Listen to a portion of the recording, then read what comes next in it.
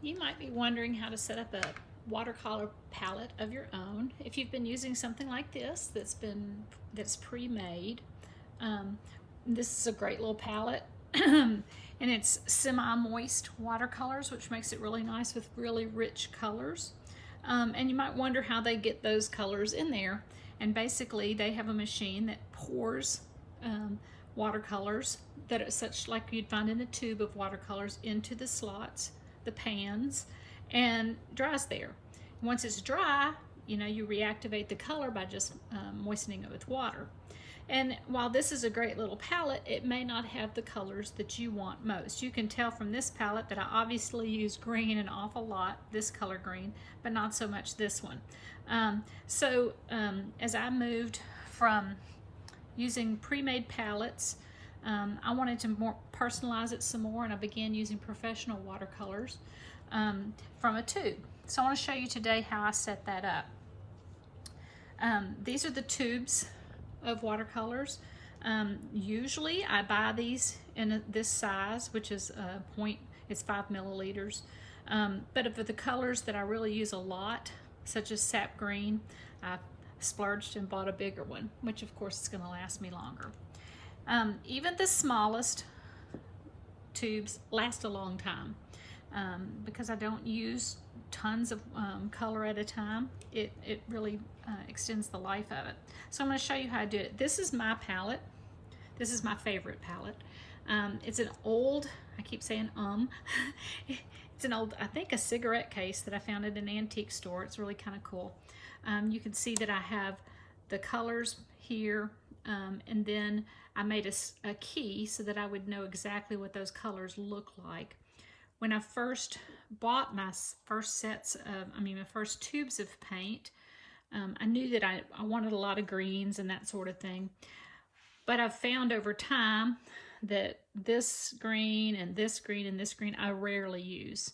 These are the 3 main greens that I use. So I could easily limit my palette by choosing the colors that I use the most.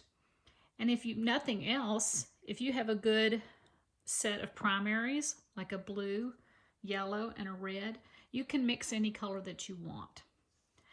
This is the way I mixed mine. These are called pans, each one of these little sets. This is a half pan, so of course a full pan would be that much bigger. I'm going to show you how I filled mine and the way I did it and why I did it this way and why I arranged them the way I did. You can buy a set like this. I bought this on Amazon. It has the half pan and it has little magnetic strips on the bottom. Now this particular a little case thing that I have is not magnetic. So I've used sticky tack like you'd find at a school supply store instead to keep them from sliding around when I'm traveling particularly. So this is the way it would start. I'm going to refill some, but you could do it with from a brand new half pan. The colors that I need to refill right now are this one and the red. I'm going to refill this yellow if I have enough yellow. This is a permanent mauve that I just purchased. It's going to go right here, but I wanted to show you how if you can use different sorts of tins. You don't have to have anything like this. This is kind of a fancy dancy one, but you can use something as simple as an Altoids tin. And if you need one, I've got some that you can have. Magnets do stick to this. And surprisingly, you can get 12 half pans in here easily with a little extra space. And that is plenty to get started. I like it being able to move them around because at first you may set up your palette and then realize, I wish if I had all my blues together or if I had all my greens together and that sort of thing, it would be easier for me to use. And that's a kind of an individual thing. Different people like different things. This is the permanent mauve. I'm going to put it's a little thing right back up here because these are my newest colors right here. This is a new yellow that I bought that's a very light lemon yellow, and I'm going to put that right there. All right, so the two that I'm going to refill right now are these two. So I need the Winsor Red, and I have very little Winsor Red left. So we'll see what I can get done. The other color that I have is Rose Madder that I need to fill. This is Rose Madder. So when you're filling these for the first time, I always keep a cloth or something on the surface when I paint, or any other time because I'm kind of messy. I'm gonna just set this in here. I'm going to tip this a little bit to the side so you can see. Put this in and just squeeze and fill it up. And then I kind of tap it down. And I'm just going to let it dry. It will take at least 24 hours to dry, maybe a little bit longer. I don't think I have enough Winsor Red to refill this one, so I guess I'll skip that.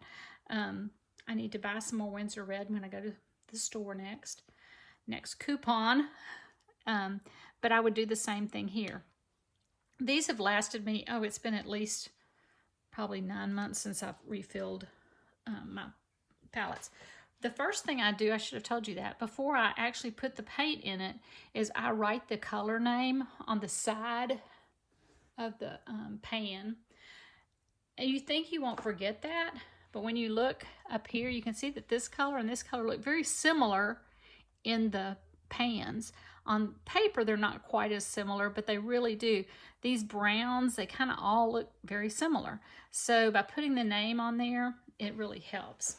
The other thing I did whenever I get a new color, or I did this at the very beginning, is that I'm going to set this in here where I had it before.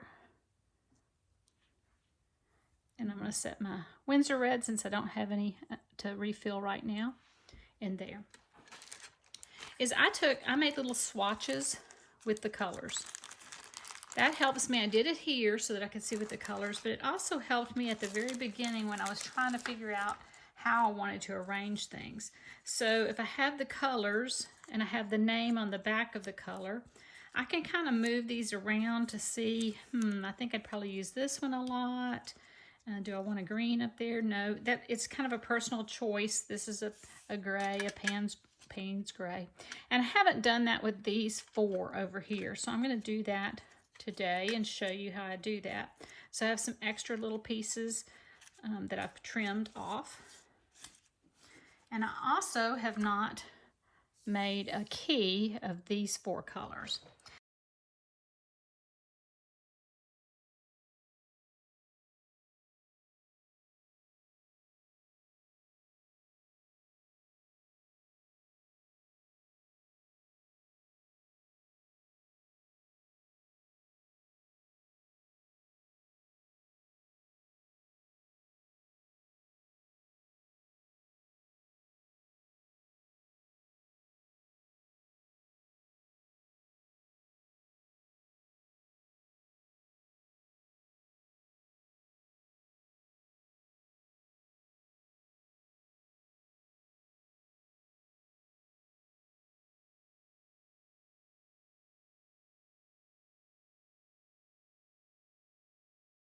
So I'll be able to write the names on the backs of those, add them to my little swatch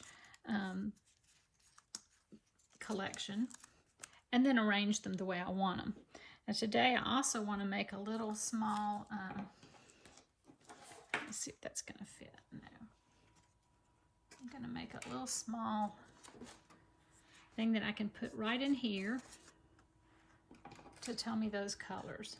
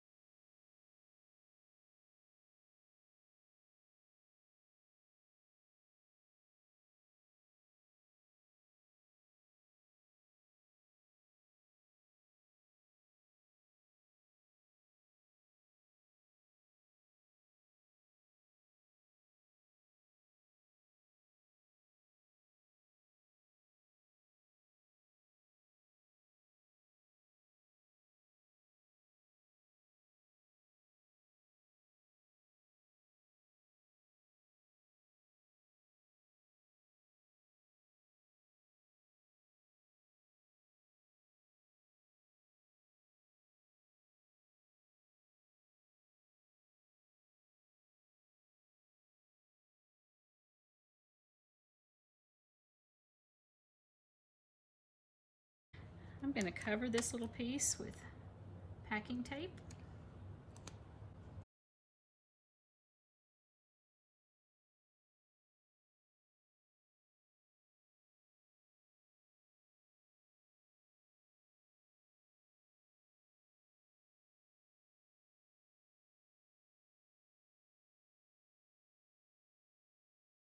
A lot of instant tacky. I got this at my Dollar Tree actually.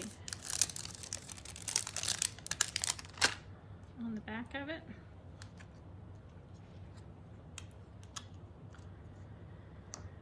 And that'll be there to remind me of those colors.